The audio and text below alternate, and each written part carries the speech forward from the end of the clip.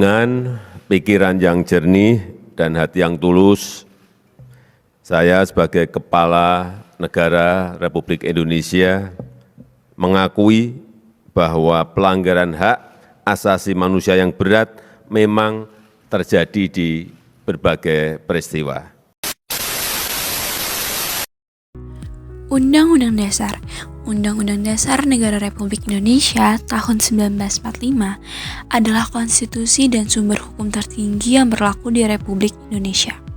Undang-Undang Dasar 1945 juga dijadikan sebagai acuan dasar mengenai peraturan negara dan sebagai sebuah landasan hukum yang mengatur setiap aktivitas warga negaranya karena berisi norma-norma, aturan-aturan, dan ketentuan-ketentuan yang dilaksanakan secara konstitusional. Dan Undang-Undang Dasar saat ini sudah mengalami 4 kali amandemen. Nah, kalian tahu nggak sih amandemen itu apa? Jadi, amandemen adalah tindakan penambahan atau perubahan yang diterapkan pada konstitusi suatu negara, dan perubahan ini harus menjadi bagian yang tak terpisahkan dari naskah konstitusi asli. Sejauh ini, Undang-Undang Dasar 1945 sudah mengalami 4 kali amandemen. Sejarah amandemen Undang-Undang Dasar 1945. Yang pertama pada tanggal 19 Oktober tahun 1999 tentang membatasi kekuasaan presiden yang dianggap terlalu berlebihan. Yang kedua pada tanggal 18 Agustus tahun 2000 tentang menambahkan aturan antara lain terkait wewenang dan posisi pemerintahan daerah, peran dan fungsi DPR, serta penambahan mengenai hak asasi manusia. Yang ketiga pada tanggal 10 November tahun 2001 terkait bentuk dan kedaulatan negara, aturan permakzulah hingga pembentukan lembaga seperti Dewan Perwakilan Daerah, Komisi Yudisial, dan Mahkamah Konstitusi. Lalu yang keempat pada tanggal 10 Agustus tahun 2002 terkait pendidikan dan perekonomian juga aturan peralihan dan tambahan. Di sini saya akan menjelaskan tentang latar belakang amandemen kedua khususnya pada hak asasi manusia. Hak asasi manusia adalah hak yang dimiliki manusia yang telah diperoleh dan dibawanya bersamaan dengan kelahiran atau kehadirannya di dalam kehidupan masyarakat. Dianggap bahwa beberapa hak itu dimilikinya tanpa perbedaan atas dasar bangsa, ras, agama, ataupun kelamin, dan karena itu bersifat asasi serta universal. Dasar dari semua hak asasi ialah bahwa manusia harus memperoleh kesempatan untuk berkembang sesuai bakat dan cita-citanya.